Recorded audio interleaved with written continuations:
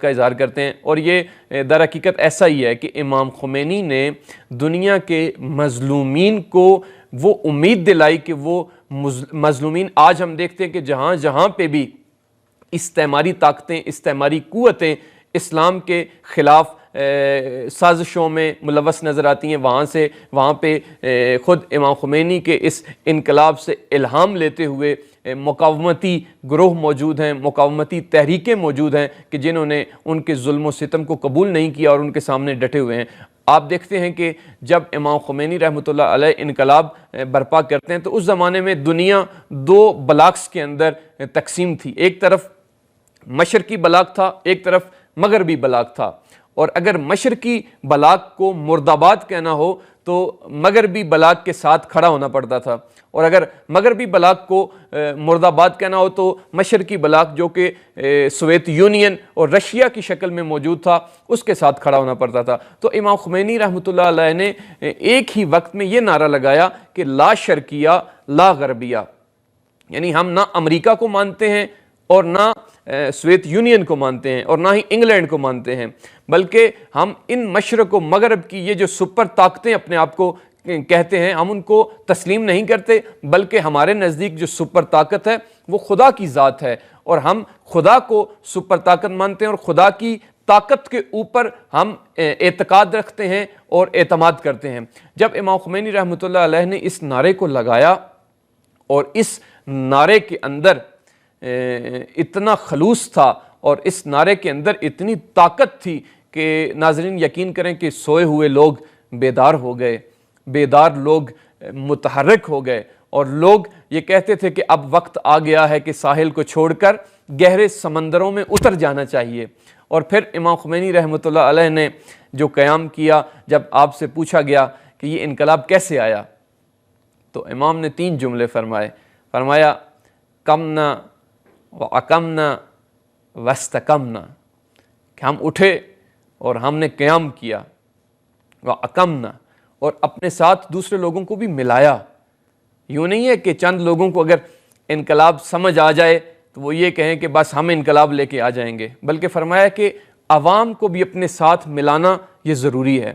وعقمنا، اور اپنے ساتھ دوسرے لوگوں کو بھی قیام کروایا، واستقمنا، اور تیسرا مرحلہ یعنی ہم اس کے اوپر ڈٹ گئے، استقامت دکھائی، اس کے نتیجے میں انقلاب آ گیا۔ اور یہ امام خمینی نے ایک اور اصول بھی دیا کہ ہمارا کام ہے کوشش کرنا، نتیجہ خدا کے ہاتھ میں ہے۔ جب امام سے پوچھا گیا، جب آپ پیرس کے اندر جلا وطن تھے اور وہاں ایک صحافی نے آپ سے سوال کے دوران پوچھا کہ جو تحریک آپ نے ایران کے اندر رضا شاہ پہلوی کے خلاف چلائی ہوئی ہے، کیا آپ اس میں کامیاب ہو جائیں گے؟ تو امام خمینی رحمۃ اللہ علیہ نے فرمایا کہ مجھے نہیں لگتا، مجھے نہیں معلوم کہ اس میں کامیاب ہوں گا یا نہیں ہوں گا۔ تو اس صحافی نے کہا کہ آپ تو خود تحریک کے بانی ہیں، آپ کو بھی نہیں معلوم کہ یہ انقلاب کی تحریک جو ہے کامیاب ہوگی یا نہیں ہوگی؟ تو امام نے فرمایا کہ من معمور بر کوشش ہستم، من معمور بر نتیجے نیستم، میرا کام کوشش کرنا ہے، نتیجہ جو ہے وہ میرے اختیار میں نہیں ہے، نتیجہ خدا کے ہاتھ میں ہے، میں اپنی کوشش جاری رکھوں گا۔ اور امام نے یہ جو کوشش والا اصول تھا کہ کم کوششیں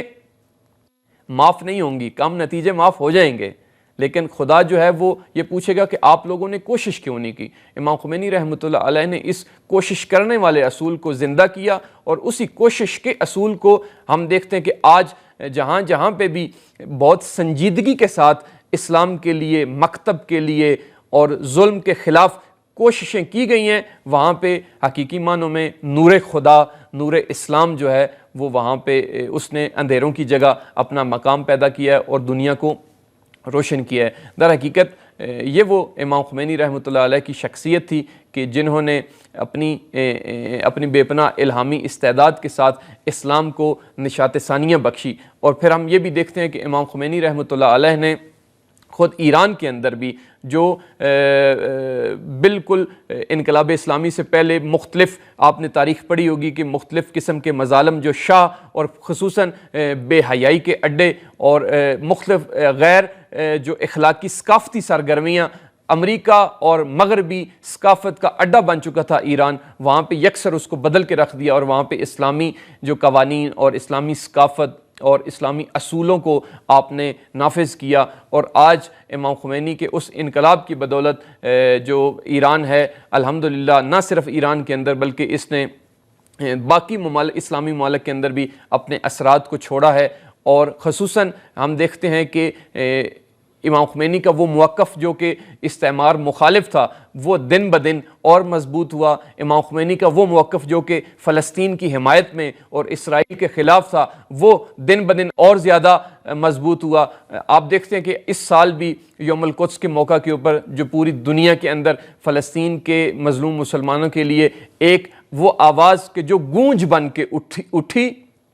اس نے آج دنیا کو ہلا کے رکھ دیا، اور آج فلسطینی مقاومت بھی یہ اعتراف کرتی ہے کہ انقلاب اسلامی ایران کی ہی وجہ سے آج فلسطینی مقاومت اس پوزیشن میں آ چکی ہے کہ الحمدللہ وہ اینٹ کا جواب پتھر کے ساتھ دینے کی پوزیشن میں ہے۔ اور یہ وہ صورتحال ہے کہ جب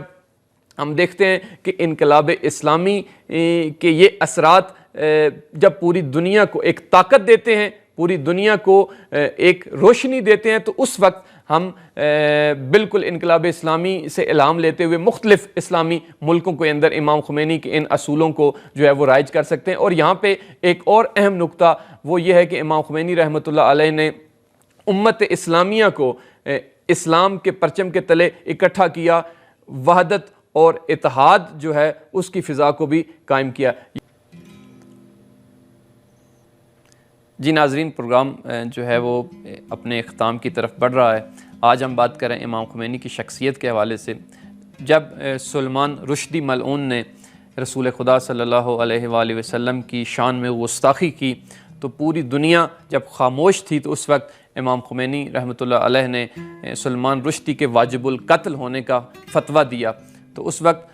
مختلف لوگ جو ہے وہ امام خمینی کے پاس آئے اور انہوں نے کہا کہ یہ جو آپ نے فتویٰ دیا ہے یہ بین الاقوامی قوانین کے خلاف ہے، آپ کو ایسا فتویٰ نہیں دینا چاہیے تھا۔ تو امام خمینی نے فرمایا کہ تو پھر کیا ہوگا؟ تو انہوں نے کہا کہ اگر آپ اپنا فتویٰ واپس نہیں لیتے تو اس وقت یہ جو مختلف ممالک ہیں یہ ہمیں کہیں گے کہ ایران عالمی قوانین کی پاسداری نہیں کرتا۔ تو امام نے فرمایا تو پھر کیا ہوگا؟ تو انہوں نے کہا کہ جب ہم عالمی قوانین کی پاسداری نہیں کریں گے ان کی نظر میں، تو پھر یہ کہیں گے کہ ایران کے اوپر جو ہے وہ پابندیاں لگائیں جائیں اور اس کا محاصرہ کیا جائے۔ تو امام نے فرمایا پھر کیا ہوگا؟ انہوں نے کہا کہ جب ایران کا محاصرہ کیا جائے گا تو اس وقت ممکن ہے کہ ایران کے خلاف یہ اجماع کریں، یعنی ممالک کو اکٹھا کر دیں ایران کے خلاف۔ تو امام نے فرمایا تو پھر کیا ہوگا؟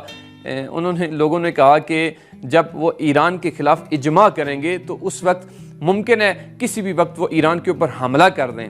تو امام خمینی نے فرمایا پھر کیا ہوگا؟ تو انہوں نے کہا کہ جب وہ حملہ کر دیں گے تو ایران کا وجود خطرے میں ہے۔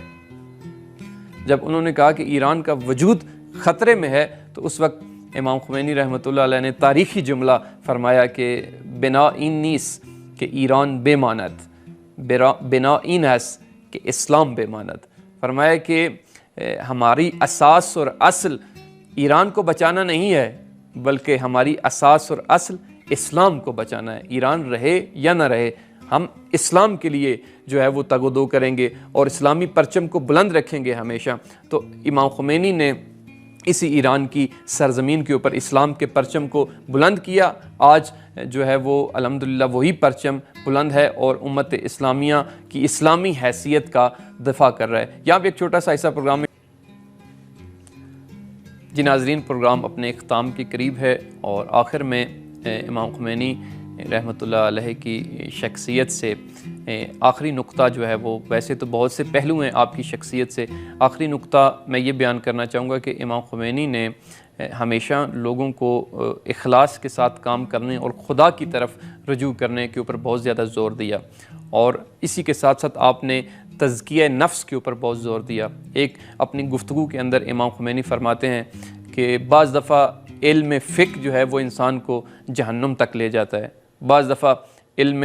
قرآن ممکن ہے انسان کو راہ سے ہٹا دے کہ انسان اس کے اوپر وہ فخر کرنا شروع کر دے۔ بعض دفعہ علم حدیث جو ہے وہ انسان کو مثلاً جہنم کی طرف لے جاتا ہے۔ مختلف علوم کا امام نے ذکر کیا اور آخر میں فرمایا جب تک انسان خود اپنا تزکیہ نہ کرے۔ یہ تمام علوم اس وقت انسان کے لیے کارآمد ثابت ہو سکتے ہیں کہ جب انسان نے اپنے نفس کا تزکیہ کیا ہوا۔ اگر ایک انسان نے اپنے نفس کا تزکیہ نہیں کیا ہوا، اس کو پاک نہیں کیا ہوا، تو بعض دفعہ یہی انسان جو ہے بغیر تزکیے والا انسان انہی علوم کو حاصل کر کے اس کے اوپر فخر کرتا ہے، اتراتا ہے، اور وہ جو اسلام کا بنیادی ہدف تھا کہ انسانیت کی ہدایت کے لیے، انسانیت کے تزکیے کے لیے جو رسول خدا کی ذمہ داریوں میں سے بھی اہم ذمہ داری ہے وَيُزَكِّيهِمْ، انسان اس کو انجام نہیں دے سکتا، تو انسان جو ہے وہ جہنم کی طرف چلا جاتا ہے۔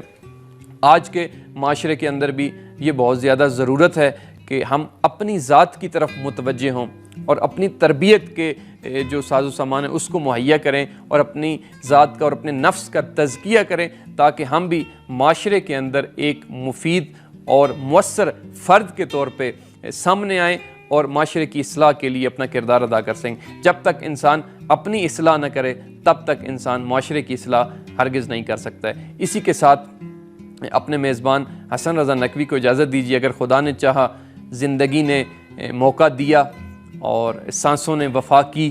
اور آپ نے برداشت کیا، تو انشاءاللہ اگلے ہفتے اسی اسٹوڈیو سے آپ سے دوبارہ ملاقات ہوگی۔ تب تک کے لیے اپنے میزبان حسن رضا نقوی کو اجازت دیجیے۔ خدا حافظ۔